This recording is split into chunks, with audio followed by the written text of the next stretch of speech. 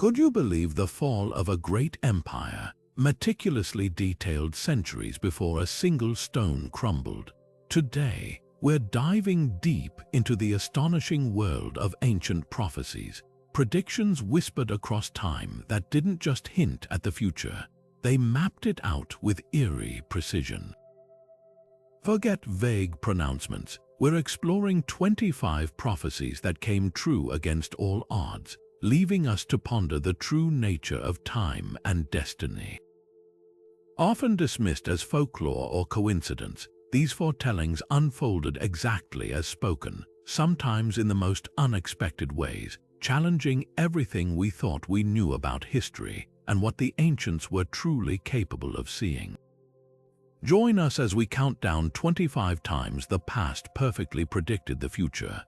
So, let's kick things off with a prophecy that resonates deeply through ancient history, the Oracle of Delphi and the tragic fate of King Croesus of Lydia. Croesus, known for his immense wealth and powerful kingdom, faced a critical decision. Should he launch a preemptive strike against the rising power of the Persian Empire? Seeking divine guidance, he sent emissaries loaded with lavish gifts to the Oracle of Delphi, the most revered source of prophecy in the ancient world. The response he received was cryptic yet seemingly encouraging.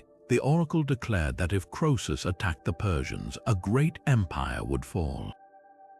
Croesus, blinded by his own ambition and confidence, interpreted this to mean that the Persian Empire would crumble under his might. He believed the prophecy validated his plan, giving him the divine green light to march his armies east. He couldn't have been more wrong. His campaign ended in disaster. The Persian forces, led by Cyrus the Great, defeated the Lydian army, captured Sardis, and incorporated Lydia into their vast empire. It wasn't Persia that fell, it was Croesus's own great empire. This dramatic reversal of fortune cemented the Oracle of Delphi's reputation for delivering prophecies that, while true, were often open to dangerous misinterpretation. A stark reminder that fate can be fickle and understanding the divine is no simple task. The Oracle of Delphi's influence stretched far beyond the fate of one king. Her fame wasn't just built on dramatic failures like Croesus's, but also on prophecies that seemed to guide the very course of Greek civilization. Pilgrims traveled from all corners of the ancient world, hoping to receive a glimpse into their future, whether it was a farmer asking about his harvest or a city-state considering war.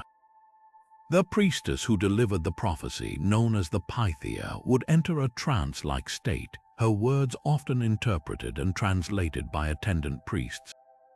While some modern scholars believe the trance might have been induced by naturally occurring gases rising from the earth, the ancients saw it as direct communication with the god Apollo. This air of mystery, combined with a history of surprisingly accurate or at least insightful pronouncements, solidified the oracle's standing for centuries.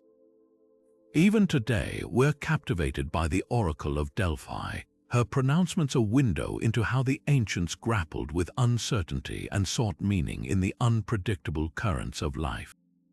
Her story reminds us that the desire to know what's to come is a deeply human one, and the ways we've tried to attain that knowledge are as varied and fascinating as history itself.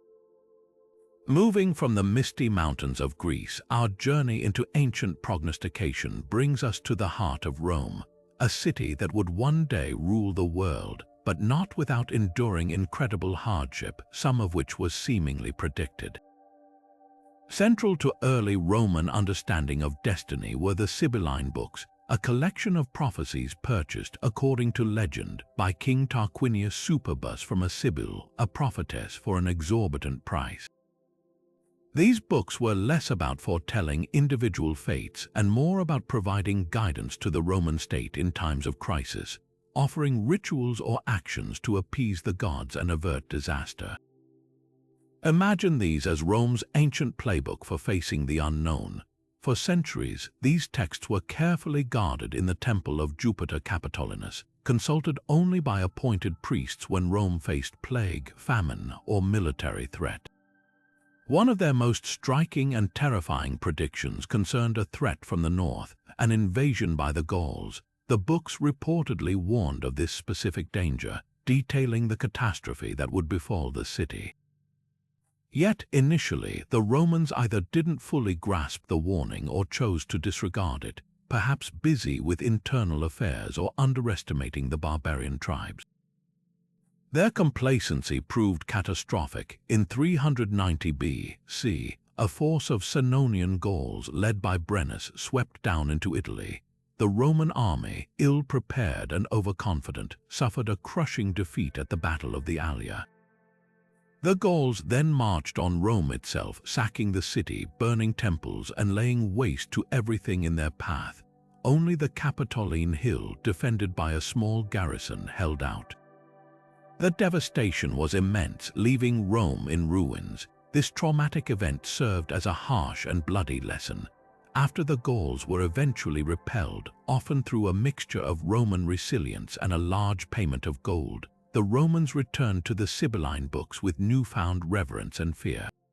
The prophecy of the Gaulish invasion, having been tragically fulfilled, solidified the book's authority. From then on, the Sibylline Books were consulted with far greater urgency and respect during times of peril. Their cryptic verses now seen not just as advice, but as essential warnings that had already proven their chilling accuracy. Beyond their dramatic warning about the Gauls, the Sibylline Books weren't just consulted in times of outright disaster. They were deeply woven into the fabric of Roman civic life. Imagine a time before widespread literacy, where the state needed a way to interpret unusual natural events or guide public actions when traditional methods failed. The books served this exact purpose. If a strange omen occurred, like a rain of stones or a monstrous birth, the Roman Senate would order the books to be consulted. The appointed priests, known as the quindecimviri sacris faciundis, meaning 15 men for performing sacred rites, would study the cryptic verses to uncover what divine wrath was causing the disturbance, and more importantly, what rituals or sacrifices were needed to appease the gods. This wasn't just religious ceremony, it was Roman politics and crisis management rolled into one. The interpretation of a prophecy from the Sibylline Books could lead to significant public spending, the construction of new temples, the introduction of foreign deities into the Roman pantheon, or even shape military strategy. Their influence was immense, providing a sacred justification for government actions and helping to maintain social order by addressing popular fears and anxieties through divine mandate. The power of these books was so significant that their custody was a highly serious matter, entrusted to men of the highest rank and integrity. The very survival of the Roman state was believed, in part, to rest on their proper interpretation and preservation. From the hallowed halls of ancient Rome, we leap forward to the 16th century, to a figure whose name is synonymous with prophecy, even if many of his predictions remain frustratingly opaque: Nostradamus. Born Michel de Nostradame in France in 1503, this physician and astrologer published his most famous work, Les Prophéties, in 1555. A collection of rhyming quatrains, these verses are written in a cryptic mix of French, Greek, Latin, and Occitan, making their interpretation notoriously challenging. And yet, hundreds of years later, people still pore over them, claiming they foretold events from the French Revolution to the rise of Hitler. But one particular quatrain stands out for its seemingly direct correlation to a specific, devastating event: the Great Fire of London in 1666. The 4 lines read, in translation, "The blood of the just will be demanded of London, burnt by fire in 3 times 20 plus 6. The old lady will fall from her high place, and many of the same sect will be killed." Now, why do so many people point to this particular quatrain as a genuine prophecy of the Great Fire? Let's break down the wording. Firstly, the burnt by fire part is pretty straightforward, matching the central event. The number 3 times 20 plus 6 translates to 66, eerily aligning with the year 1666. London is explicitly named as the target of the fire and the demand for the blood of the just, which some interpret as a reference to the political and religious turmoil preceding the fire, including the execution of King Charles I, considered a just ruler by his supporters. The mention of the old lady falling from her high place is often seen as symbolizing the destruction of the ancient St. Paul's Cathedral, a prominent landmark towering over the city, or perhaps even the general collapse of the old city structure. And many of the same sect will be killed could refer to the significant loss of life, particularly among certain religious or political groups caught in the inferno, though calculating the exact death toll of the fire has always been difficult. When you put these pieces together, the fire, London, the number 66, the fall of a prominent structure, the connections seem almost undeniable to believers. While skeptics correctly point out that Nostradamus's verses are so vague and wide-ranging that they can be interpreted to fit almost any historical event after the fact, this quatrain's specific details, particularly the number 66 in relation to London and a major fire, makes it one of the most compelling cases for his predictive abilities, raising the question of whether he truly saw a glimpse of that devastating September in 1666. Now, while the Great Fire of London quatrain might seem surprisingly specific, it's important to understand that this level of apparent clarity is rare in Nostradamus's work. His verses are, by design, incredibly cryptic. He used a complex blend of languages, anagrams, and symbolic imagery, deliberately obscuring his meaning. Some believe he did this to avoid persecution for heresy, while others think it was simply his style of writing for an audience steeped in the Renaissance fascination with hidden knowledge and allegory. This vagueness is precisely why his prophecies have been interpreted in countless ways over the centuries. People see in his quatrains echoes of everything from the rise of Napoleon and the world wars to the attacks of September 11th, and even predicting specific political leaders or technological advancements. The sheer volume of quatrains, nearly 1,000, provides fertile ground for finding connections to historical events after they've happened. It's a bit like looking at cloud shapes and seeing different animals. Everyone sees something slightly different based on their own perspective and what they're looking for. This is known as retrospective interpretation, where people fit the prophecy to the event rather than the other way around. For skeptics, this is the primary reason Nostradamus's predictions aren't true prophecies. They're simply so broad that something is bound to seem relevant eventually. Yet for believers, the continued ability to find these correlations, however debated, keeps the mystery and allure of Nostradamus alive, making his prophecies one of history's most enduring and controversial books of foretelling. Leaving behind the mysteries of Old World seers, we now travel to the Americas, to the heart of the ancient Mayan civilization. The Maya, renowned for their sophisticated calendar system and astronomical observations, also left behind a body of prophecies, etched into stone and recorded in screenfold books known as codices. These weren't like typical predictions. They were often tied to the cyclical nature of their calendar, speaking of ages ending and new eras beginning, bringing both renewal and destruction. And within these complex texts, tantalizing glimpses of the future were found. One recurring theme in later Mayan writings, particularly in the books of Chilam Balam, compiled after the Spanish arrival, speaks of the coming of strangers from the east. These were described as bearded men, a striking detail considering the indigenous peoples of the Americas generally have little facial hair. These prophecies spoke not just of arrival, but of profound change and suffering.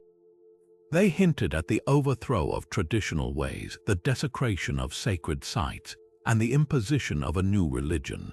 Imagine the cultural shock waves that must have rippled through Mayan society as rumors of these foreign ships and strange-looking men reached their ears.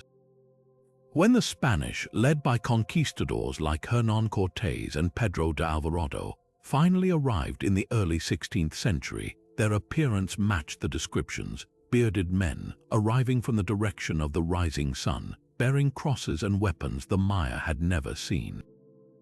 The subsequent conquest was brutal and devastating. Spanish diseases against which the Maya had no immunity wiped out vast populations. Cities were destroyed, temples were razed, and the intricate web of Mayan society was shattered. Their sacred books were burned by the Spanish friars, who saw them as pagan works. In the aftermath of this catastrophe, the surviving Maya looked back at their ancient texts with a chilling realization.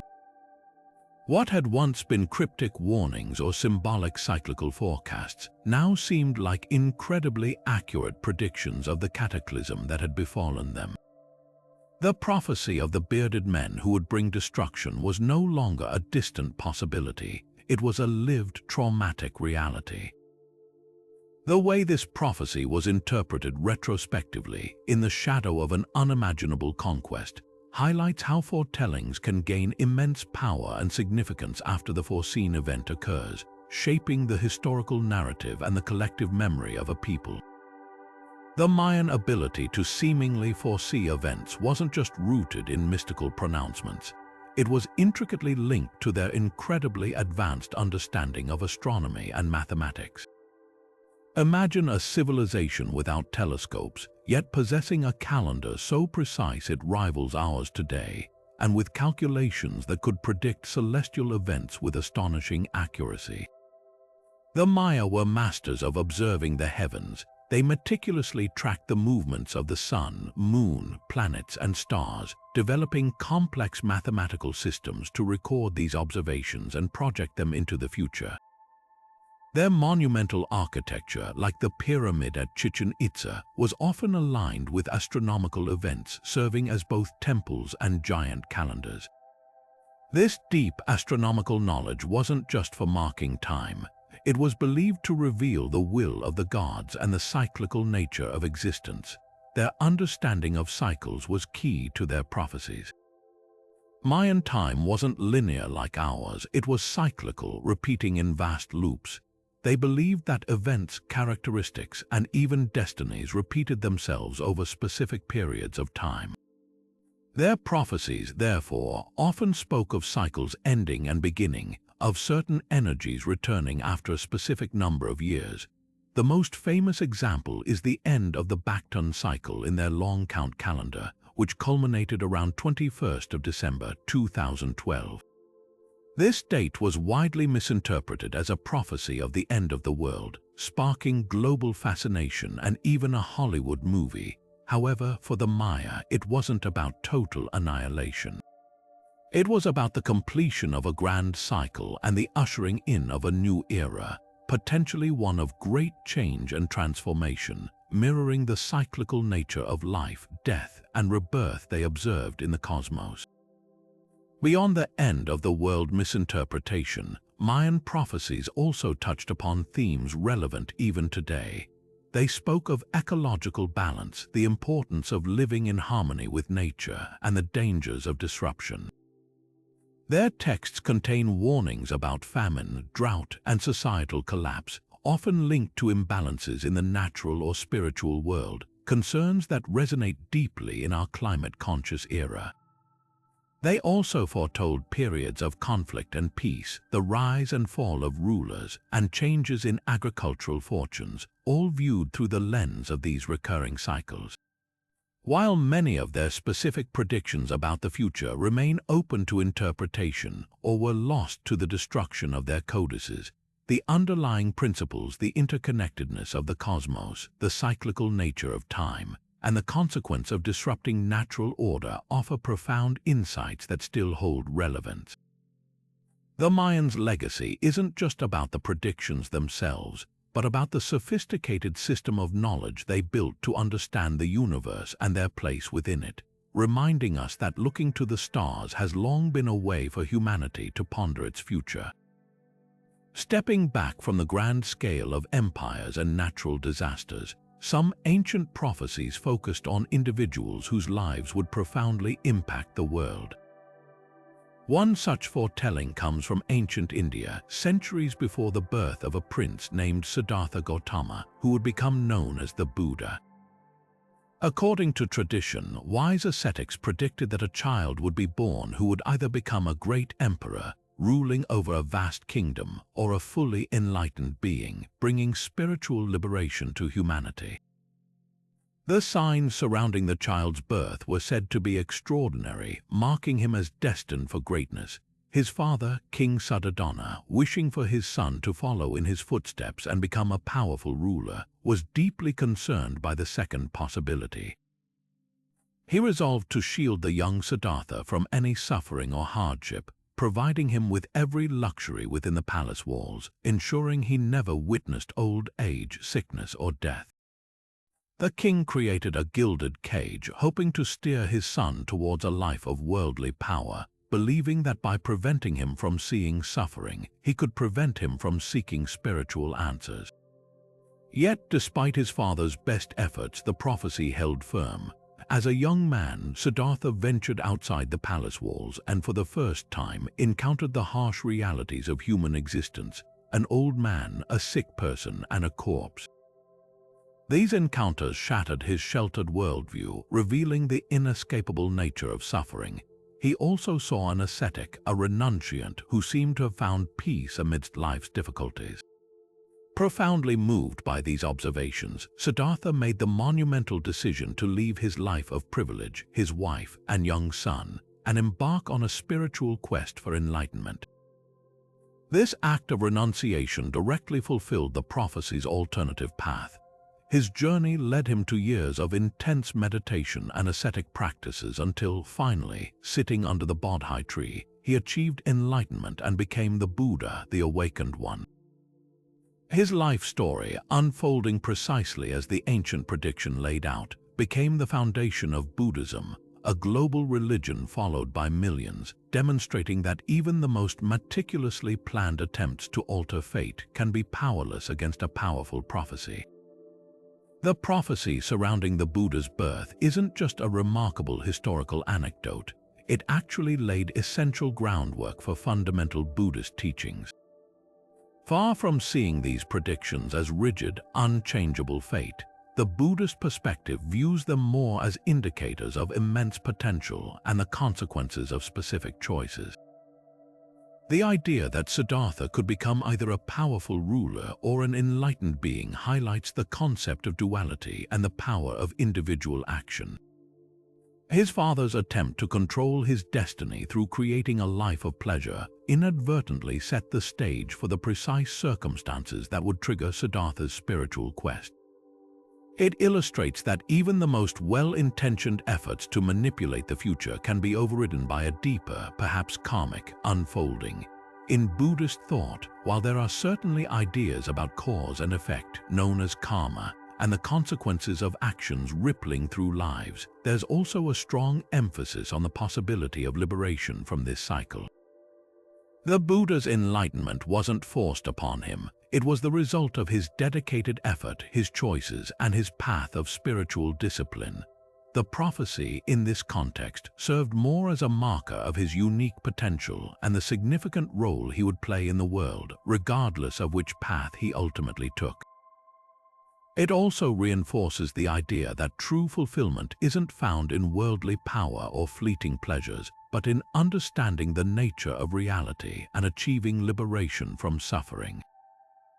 This narrative woven around the prophecy became a powerful teaching tool, illustrating key tenets like the impermanence of worldly things, the existence of suffering, and the possibility of transcending it through the path of mindfulness and wisdom that the Buddha himself discovered. It's a compelling example of how ancient predictions can be integrated into profound spiritual philosophies, guiding countless individuals on their own journeys towards understanding and peace. Moving from the spiritual path of the Buddha, we shift our focus to ancient Near Eastern history and a truly remarkable prophecy recorded in the Hebrew Bible. This isn't just a general prediction. It names a specific individual, a future king, centuries before he was even born. The Book of Isaiah, attributed to the prophet Isaiah who lived in the 8th century B.C., contains passages that speak of a future figure who would conquer Babylon and allow the exiled Jewish people to return to their homeland. What makes this astonishing is that the prophecy actually names this future liberator, Cyrus. Yes, Cyrus the Great, the founder of the Achaemenid Persian Empire. Isaiah wrote his words around 700 years before the birth of Jesus, placing these prophecies concerning Cyrus at least a century, possibly two, before Cyrus rose to power. The verses describe how God would empower Cyrus, even calling him anointed, and how he would open doors before him, and gates shall not be shut. This is seen as a direct reference to Cyrus's conquest of Babylon, which he achieved without a major battle, reportedly by diverting the Euphrates River and entering the city through its river gates. The historical fulfillment of this prophecy is well documented. In 539 BC, Cyrus the Great defeated the Neo-Babylonian Empire. Unlike many ancient conquerors who would subjugate and displace conquered peoples, Cyrus had a remarkably different approach. He implemented a policy of religious tolerance and even repatriation for exiled populations. In 538 BC, he issued a decree recorded in the Book of Ezra and supported by archaeological evidence like the Cyrus Cylinder, allowing the Jewish exiles to return to Jerusalem and rebuild their temple. This act precisely mirrored the prophecy in Isaiah, which stated that Cyrus would say of Jerusalem, "She shall be built, and of the temple, your foundation shall be laid." The Jews had been held captive in Babylon for approximately 70 years following the destruction of the first temple and Jerusalem by Nebuchadnezzar II. Their return was a monumental event marking the beginning of the Second Temple period and the re-establishment of a Jewish presence in their ancestral land. The specificity of the name Cyrus, combined with the detailed description of his actions regarding Babylon and the return of the exiles, makes this prophecy a cornerstone for those who view the Hebrew Bible as divinely inspired, a compelling example of history seemingly unfolding according to a predetermined plan laid out centuries in advance. The figure of Cyrus the Great isn't just significant for fulfilling a biblical prophecy, he holds a unique place in both religious and secular history. For the Jewish people, his decree allowing their return from Babylonian exile wasn't merely a political act. It was seen as the intervention of divine providence, a moment of liberation prophesied centuries before. This event is deeply embedded in Jewish collective memory and religious texts, solidifying Cyrus's image as a benevolent ruler chosen by God. His actions contrasted sharply with the brutal conquest and displacement policies common in the ancient world. Instead of imposing his own gods and culture, he respected local traditions and even provided resources for the rebuilding of the Jerusalem temple. This unprecedented approach fostered a relatively positive relationship between the Persian Empire and its Jewish subjects, allowing for a period of cultural and religious flourishing among the returning exiles, laying the groundwork for many aspects of post-exilic Judaism. Meanwhile, in Persian history, Cyrus is revered as the founder of the Achaemenid Empire, one of the largest and most powerful empires the world had ever seen.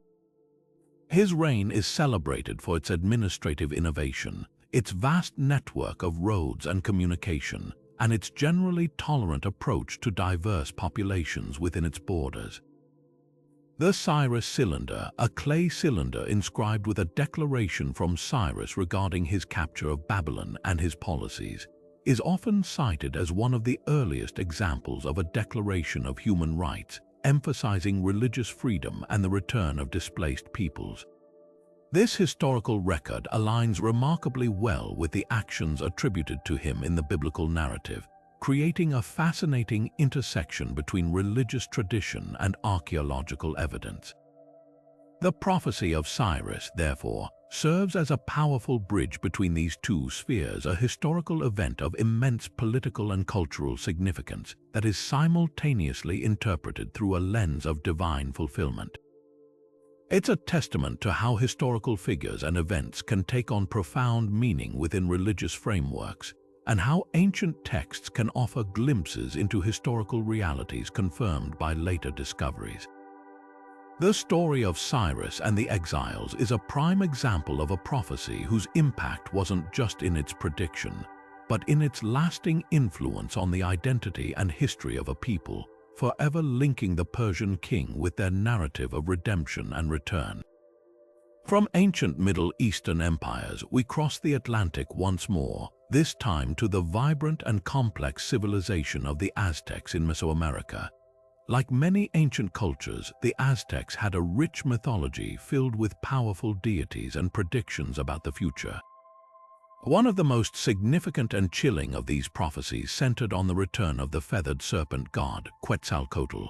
According to Aztec belief, Quetzalcoatl was a benevolent deity associated with wind, air, and learning, who had once ruled but was either banished or left voluntarily, promising to return one day from the east.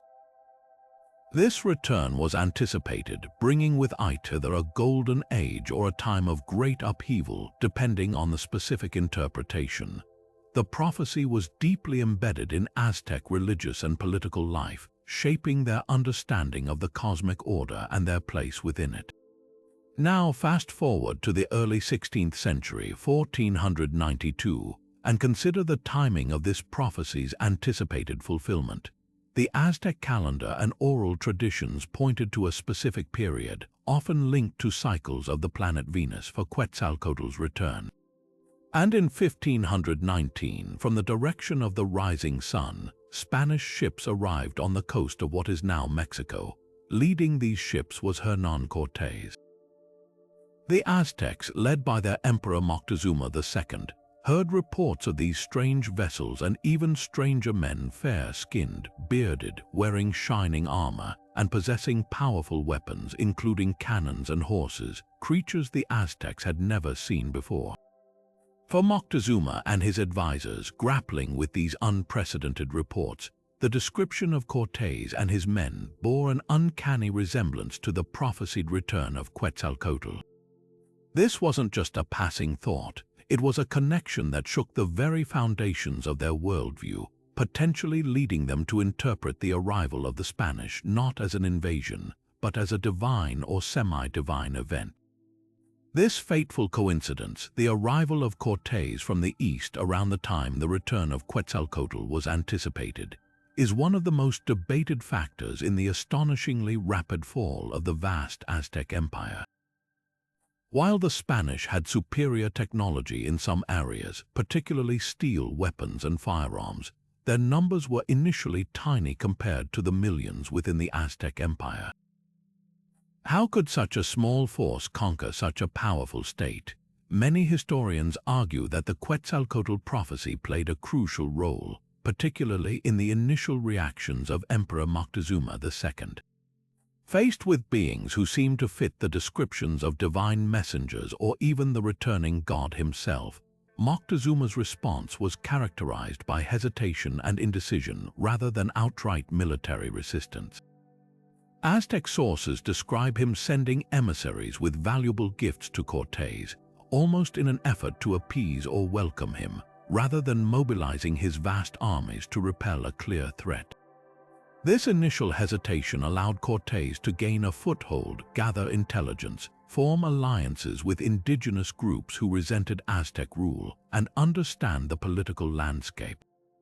Furthermore, the belief that these newcomers might be divine could have sown seeds of doubt and fear among the Aztec soldiers and population, potentially eroding their will to fight against what some might have perceived as an inevitable prophesied event.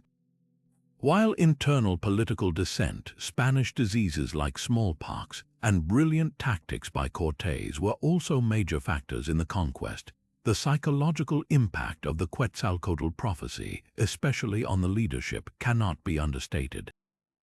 It's a powerful historical lesson in how belief systems, even those rooted in ancient prophecies, can dramatically influence key decisions in times of crisis, potentially paving the way for unforeseen and devastating outcomes.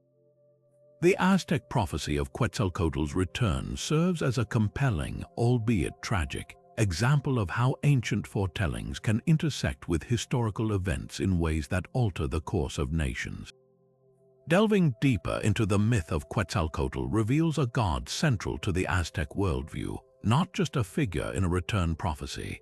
He was more than just a deity. he was deeply intertwined with civilization itself, associated with priests, merchants, and knowledge. Think of him as a god embodying refinement and balance, often depicted as a magnificent serpent adorned with the iridescent feathers of the Quetzal bird. His mythology included stories of creation, of bringing maize to humanity, and even of descending into the underworld to retrieve bones to create the current race of humans. This complex and multifaceted role made his promised return a moment of profound significance, a potential reordering of the cosmos. And this is where the prophecy becomes more than just a fascinating prediction. It becomes a lens through which to view the devastating impact of colonialism. The arrival of the Spanish wasn't just a military conquest. It was a collision of vastly different worlds, belief systems, and technologies. For the Aztecs, who interpreted the Spanish through their existing religious framework, the Quetzalcoatl prophecy provided a ready-made explanation for the inexplicable. But this interpretation, while perhaps initially offering a psychological buffer, ultimately contributed to their vulnerability. The story of Quetzalcoatl's prophecy and the arrival of Cortés is a stark illustration of what happens when deeply held cultural beliefs intersect with overwhelming external forces. It highlights how indigenous narratives and prophecies, intended to make sense of the world within their own cultural context, could be tragically misinterpreted or exploited by invaders. The Spanish, for their part, recognized the power of the Quetzalcoatl myth and may have even encouraged the belief that Cortés was the returning god, using it to their advantage in manipulating the Aztecs. This cultural collision had devastating consequences, leading to the destruction of a complex civilization and the suppression of its rich cultural heritage. The prophecy, therefore, isn't just about a prediction coming true. It's about the weaponization of belief, the vulnerability of cultures in the face of technologically superior and ruthless invaders, and the enduring trauma of conquest that continues to resonate in the region today. The legacy of Quetzalcoatl's myth, tragically intertwined with the events of the Spanish conquest, serves as a powerful reminder of the profound and often painful consequences of cultural encounters on a global scale. Stepping away from the grand empires and mythical returns, sometimes prophecies seem to foretell devastating natural forces. Our next journey takes us to the heart of the Middle Ages, a time grappling with widespread disease and social upheaval, and to the pronouncements of figures like Hildegard of Bingen. This 12th century German Benedictine abbess was a true polymath, a writer, composer, philosopher, mystic, and visionary. She recorded her numerous visions in detailed texts which were widely circulated and respected during her lifetime and beyond. While many of her prophecies focused on church reform and spiritual matters, some contained chilling descriptions of pestilence and suffering that, generations later, seemed to eerily align with the Black Death. Now, Hildegard lived centuries before the Black Death ravaged Europe in the mid-14th century, meaning she wouldn't have had any direct knowledge of the impending plague. But within her writings, particularly in texts like Civias, meaning Know the Ways, she described widespread illness, corrupted air, and a sickness that would strike down people rapidly, leading to immense death and societal breakdown. These passages spoke of people collapsing in the streets and the inability of doctors to provide aid, vivid imagery that would unfortunately become all too real during the plague years. Of course, medieval Europe was no stranger to outbreaks of disease, but the scale and horror of the Black Death were unprecedented. It's estimated that the plague killed between 1/3 and 2/3 of Europe's population, fundamentally altering the continent's social, economic, and religious landscape. In the aftermath of this catastrophe, as people struggled to understand the unimaginable loss and suffering, they turned to existing texts for answers and solace. It was in this context that Hildegard's visions gained a new, terrifying significance. Readers looked back at her descriptions of pestilence, corrupted air, and rapid death, and saw not just general warnings, but seemingly specific foretellings of the very plague they had just endured. Her words were interpreted as divine premonitions, signs that God had warned humanity of this impending judgment or purification. This interpretation wasn't necessarily what Hildegard herself intended. Like many ancient prophecies, the meaning was applied retrospectively, fitting the vision to the event. However, the powerful resonance of her descriptions with the lived experience of the Black Death cemented her reputation as a prophetess not just of spiritual matters, but of tangible, devastating historical events. Examining how Hildegard's visions were interpreted illuminates a crucial aspect of prophecy: how it is received and understood by those who experience the events it supposedly predicts, often shaping their understanding of the catastrophe itself and giving meaning, however dark, to widespread suffering. It's a powerful example of how people in times of crisis seek patterns and explanations, finding them even in texts written centuries earlier. The influence of prophecy in the Middle Ages wasn't confined to interpreting devastating plagues. It was woven into the very fabric of daily life, shaping everything from medical practices to political maneuvering. Imagine a world where every unusual event, every sickness, every bad harvest could be seen as a sign, a message from the divine about future events or the current state of one's soul. Prophecy offered a framework for understanding an often unpredictable and harsh world. Physicians, for instance, sometimes incorporated astrological predictions into their diagnoses and treatments, believing that the alignment of stars influenced the body's humors and susceptibility to illness. Religious life was saturated with prophecy. Visions and revelations attributed to saints and holy figures were eagerly sought after, interpreted, and used to guide the actions of individuals and even the church hierarchy. These prophecies often spoke of future reforms, divine judgments, or the coming of significant spiritual events. Beyond the spiritual and medical realms, prophecy played a surprisingly practical role in medieval society, particularly during times of upheaval or transition. When dynasties shifted, when wars erupted, or when natural disasters struck, people often turned to prophecies to find meaning and predict the outcome. Rulers sometimes even used prophecies to legitimize their claims to power or to galvanize support for their military campaigns, claiming divine favor foretold in ancient texts or recent visions. The power of these predictions lay not just in their potential accuracy, but in their ability to shape perception and influence behavior. If a well-respected prophet foretold victory, soldiers might fight with greater courage.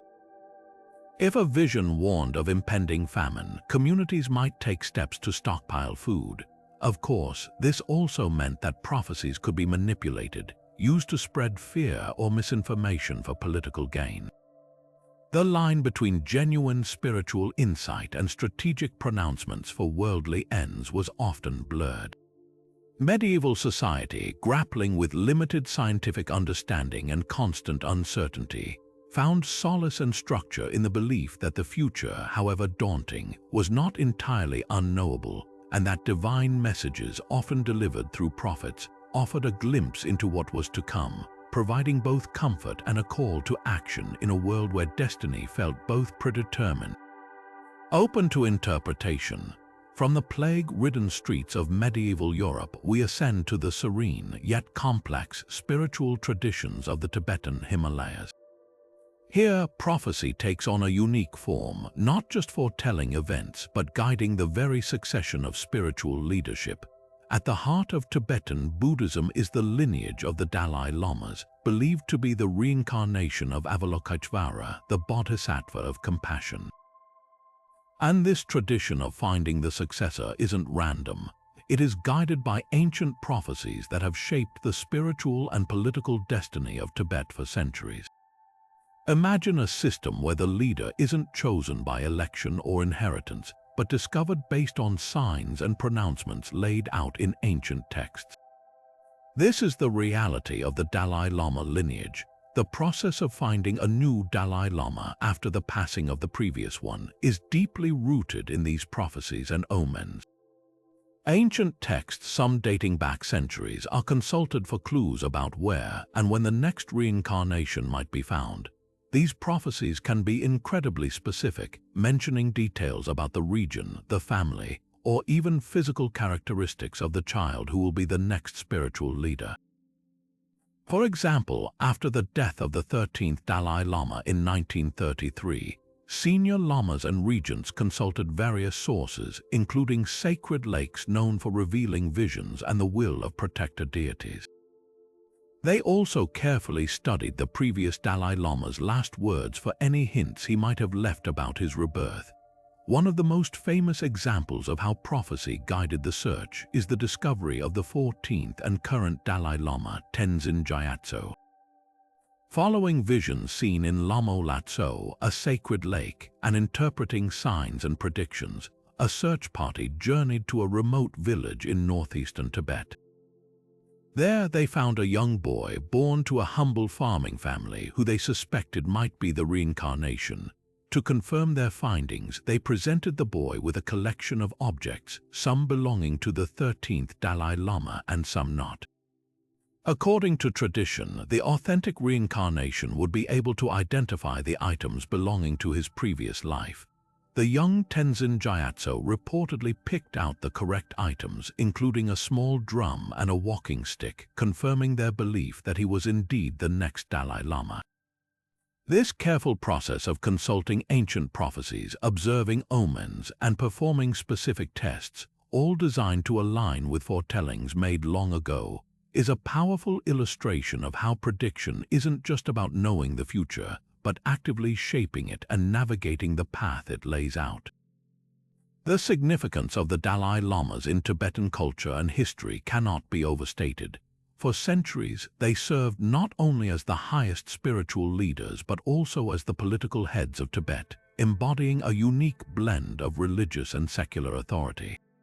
The lineage itself became central to Tibetan national identity. The prophecies guiding the discovery of each reincarnation weren't just religious rituals, they were vital mechanisms for maintaining continuity and legitimacy within this theocratic system. Think about the challenges of succession in any society: the potential for conflict, the struggle for power. In Tibet, the belief in reincarnation and the guidance of ancient prophecies provided a framework for peaceful transition, offering a divine justification for the selection of the new leader. The elaborate search process, guided by mystical signs and historical texts, created a sense of awe and sacredness around the new Dalai Lama from the moment of his discovery. This system, while rooted in deep spiritual conviction, also served a practical purpose in stabilizing the political landscape and uniting the Tibetan people under a divinely recognized leader. The prophecies underscored the belief that the Dalai Lama's leadership was not merely earthly but part of a larger, compassionate cosmic plan, reinforcing his authority and his connection to the well-being of all sentient beings.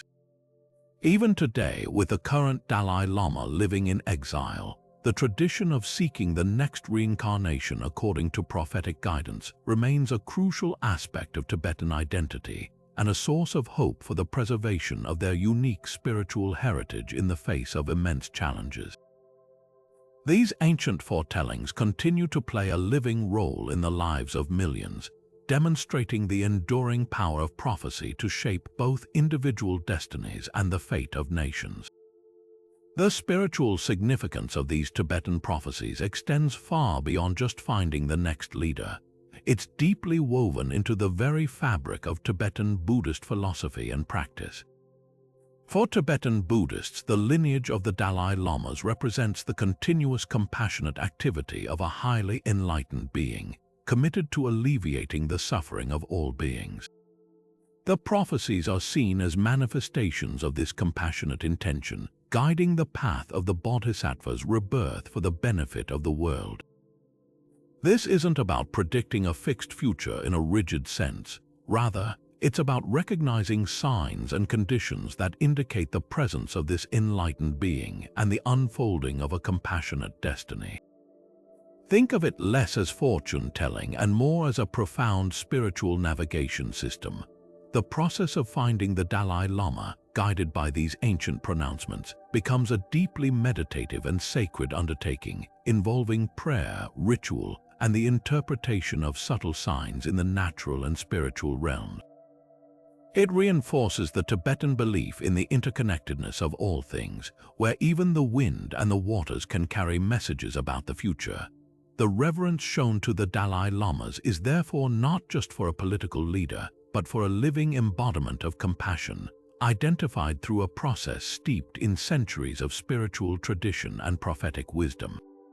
It underscores the profound way that prophecy can serve not just as a forecast of events, but as a guiding force for spiritual continuity and communal hope, keeping alive a unique tradition even in the face of immense adversity. Stepping back in time to the world of ancient Greece and its legendary figures, we encounter a prophecy tied to one of history's most ambitious conquerors, Alexander the Great. Long before he embarked on his epic campaigns, a prophecy from the Oracle of Siwa in Egypt played a significant role in shaping his destiny and perception. After his conquest of Egypt in 332 B.C., Alexander, keen to legitimize his rule and perhaps seeking divine approval for his future plans, made a perilous journey across the western desert to the remote oasis of Siwa, home to a renowned oracle dedicated to the god Ammon, whom the Greeks associated with their chief god Zeus. The journey itself was fraught with danger, a testament to Alexander's conviction in seeking this divine audience. When he finally reached the oasis and consulted the oracle, the details of the exchange are shrouded in legend and conflicting historical accounts. However, the most enduring and widely accepted version of the prophecy is that the oracle hailed Alexander not just as a king, but as the son of Zeus Ammon, and crucially, predicted that he was destined to conquer the entire world. Imagine the impact of such a pronouncement on the young, ambitious Alexander. Already brilliant and charismatic, this divine endorsement from a respected oracle would have been an incredible boost to his confidence and authority. It wasn't just a personal revelation, it was a powerful political tool. By portraying himself as divinely favored, the son of a major deity destined for world conquest, Alexander could inspire his troops or his enemies and legitimize his extraordinary ambitions in the eyes of both Greeks and Egyptians. The prophecy from Siwa became a cornerstone of his self-promotion and the legend that grew around him. It fueled his relentless drive across Asia, pushing his armies through vast territories, believing that he was merely fulfilling a predetermined divine plan. His conquests were not just strategic military campaigns, they were, in his mind and the minds of his loyal followers, the unfolding of a prophecy spoken at a remote desert oasis. This belief in his divine destiny, reinforced by the Siwa oracle, undoubtedly contributed to his daring leadership and the unwavering loyalty of his soldiers, who saw themselves as participants in a divinely ordained mission. While the historical reality of the oracle's exact words remains debated, the impact of the Siwa prophecy on Alexander's mindset, his image as a ruler, and ultimately on the vast scale of his conquests is undeniable, making it a potent example of how ancient predictions, or the belief in them, can directly shape the course of history through the actions of powerful individuals. The prophecy from the Oracle of Siwa wasn't just a personal validation for Alexander, it was a strategic masterstroke. In the ancient world, where rulers often claimed divine ancestry or favor to legitimize their authority, being declared the son of a major deity like Zeus Ammon by a respected oracle was incredibly powerful. It elevated Alexander above mere mortals and positioned him as a figure of destiny. He didn't just passively receive this prophecy, he actively promoted it.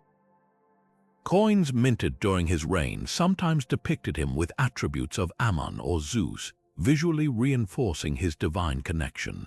His historians and chroniclers, writing about his campaigns, often highlighted instances where omens and prophecies seemed to favor Alexander, portraying his victories not just as military triumphs but as the inevitable unfolding of a divinely ordained plan.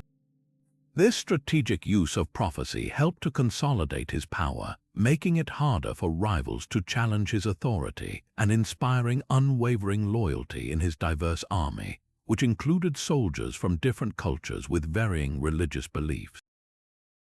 By presenting himself as a divinely chosen leader, Alexander tapped into a universal human tendency to seek meaning and order in the universe, effectively blending religious belief with political ambition to fuel his unprecedented conquest. This demonstrates how ancient prophecies weren't just passively received. They could be potent tools wielded by those in power to shape perceptions and achieve their goals. Turning our attention to the rich spiritual traditions of North America, we encounter a powerful prophecy deeply ingrained in the beliefs of the Lakota people, the prophecy of the white buffalo calf woman. This isn't a prediction of conquest or the fall of empires, but a profound foretelling tied to cultural survival, spiritual renewal, and the health of the natural world. According to Lakota legend, long ago, during a time of terrible famine and hardship, two young Lakota hunters encountered a beautiful woman in white buckskin. One of the hunters had impure thoughts about her and was instantly turned to dust, a stark lesson in the importance of respect and purity. The other, respectful hunter, was instructed to return to his people and prepare for her arrival. When she came to their camp, she brought with her a sacred bundle containing the chanunpa, the sacred pipe, and taught the people 7 sacred rituals that would guide them in their relationship with the Great Spirit and all of creation. Before she left, she transformed into a white buffalo calf, a sacred and rare animal, and prophesied that she would return in the form of a white buffalo. This return, she said, would signal a time of great change, potentially a period of purification and the renewal of balance between humanity and nature. The rarity of white buffalo is central to the potency of this prophecy. White buffalo are incredibly rare, appearing perhaps once in millions of births. For the Lakota and other Plains tribes, the birth of a white buffalo is seen as a deeply significant spiritual event, a sign that the prophecy is unfolding. It's viewed as a symbol of hope, a signal that a new era is dawning, and a call for people to return to the sacred ways and restore harmony with the earth. In modern times, the birth of several white buffalo since the 1990s has resonated deeply within Native American communities and beyond. Each birth has been met with ceremonies and gatherings, reinforcing the belief that the prophecy is in motion. These events serve as powerful reminders of the importance of environmental stewardship and the preservation of indigenous cultures.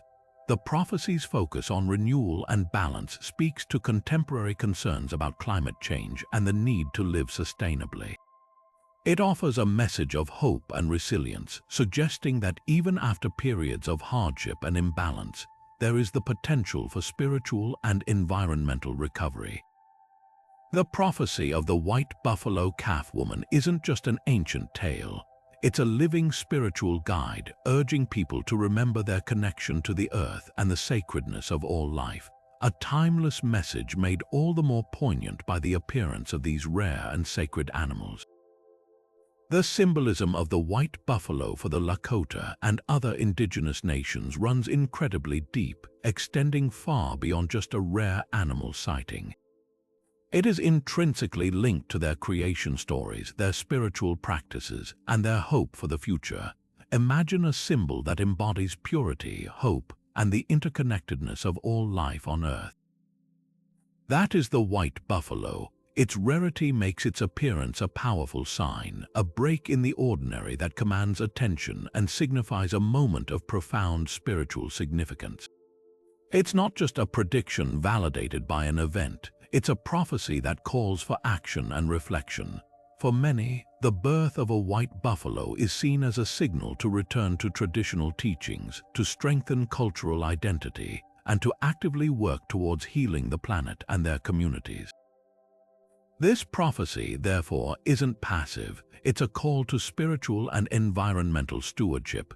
This ancient prophecy continues to play a vital, active role in modern indigenous movements.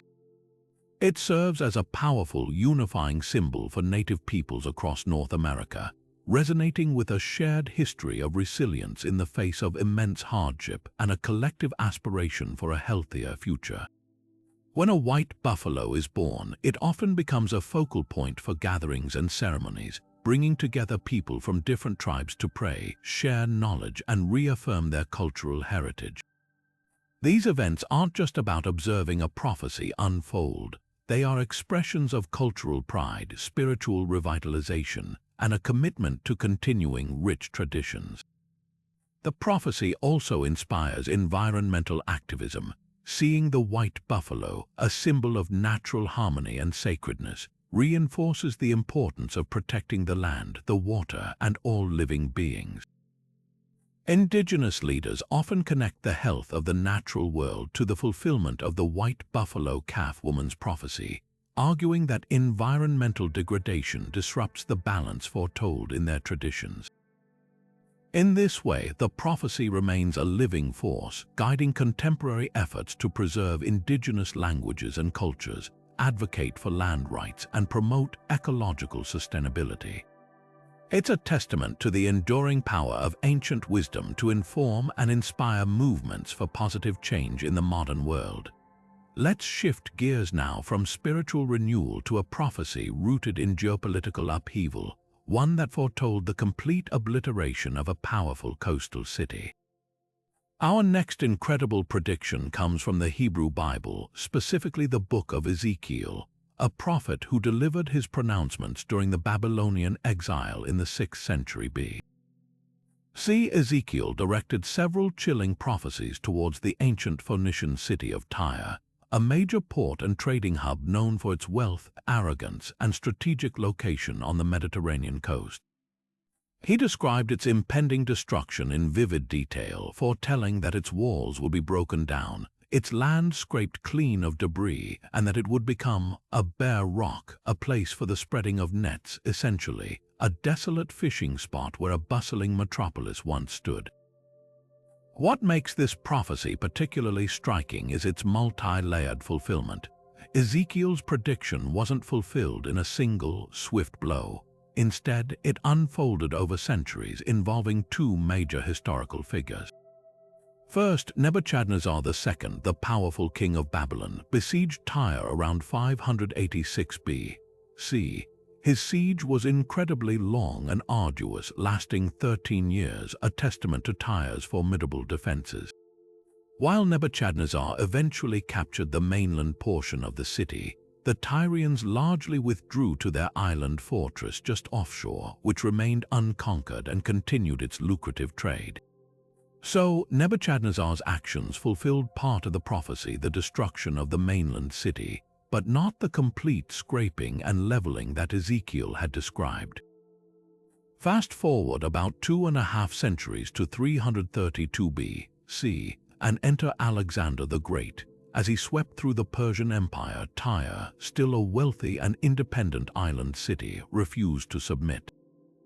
Enraged by their defiance and needing a naval base for his operations, Alexander undertook one of the most ambitious engineering feats of the ancient world. To reach the island fortress, he ordered his army to build a causeway, a mole, across the half-mile stretch of water separating the mainland from the island. And here's where the prophecy becomes incredibly precise.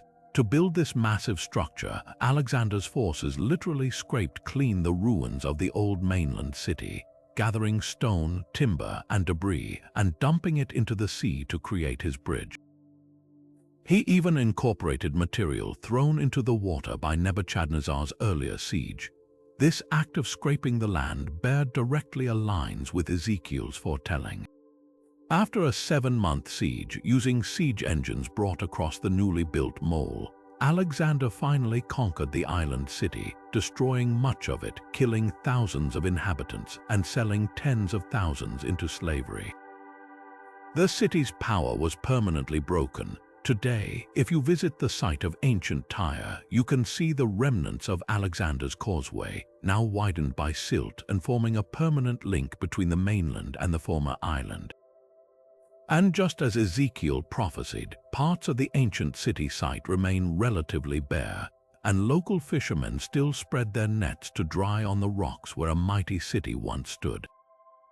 The historical accounts of Nebuchadnezzar's partial destruction and Alexander's complete leveling, achieved by literally scraping the mainland clean, coupled with the present-day archaeological evidence, offer a compelling case for the remarkable, multi-stage fulfillment of Ezekiel's ancient and incredibly specific prophecy about the fate of Tyre.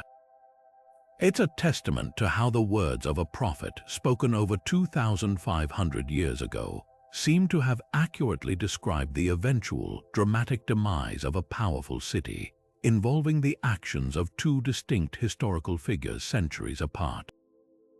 The significance of Tyre's destruction as a case study for prophecy isn't just about the dramatic fulfillment, it's also about the sheer importance of the city in the ancient world. Imagine a city that was the absolute powerhouse of Mediterranean trade for centuries. Tyre wasn't just a port, it was a maritime empire unto itself.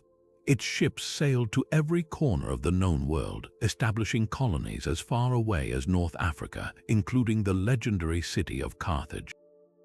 They were renowned for their valuable resources like cedar wood from the nearby mountains, and most famously their production of royal purple dye, so prized that it was reserved for royalty and the elite, making Tyre incredibly wealthy. This wasn't some obscure village, it was a global player, a symbol of economic might and naval power, a city that seemed utterly impregnable on its island fortress. Its destruction wasn't just a local event, it sent shockwaves across the Mediterranean, altering trade routes and shifting the balance of power. This historical context of Tyre's prominence makes the precision of Ezekiel's prophecy all the more striking. To foretell that such a dominant, seemingly invincible city would be not just conquered, but utterly leveled and reduced to a place for drying fishing nets, a complete fall from grace, was an extraordinary prediction at the time. The fact that Nebuchadnezzar partially fulfilled it by destroying the mainland city, and then centuries later, Alexander the Great completed the prophecy by literally scraping the ruins of the old city into the sea to build his causeway to the island, provides a layered fulfillment that proponents of biblical prophecy point to as strong evidence of divine foresight. It suggests a long-term plan unfolding over generations, involving different agents, but ultimately leading to the precise outcome described by the prophet. For many, the fate of Tyre stands as a powerful testament to the reliability of the ancient texts and the possibility of a future, even a distant one, being accurately foreseen and meticulously planned.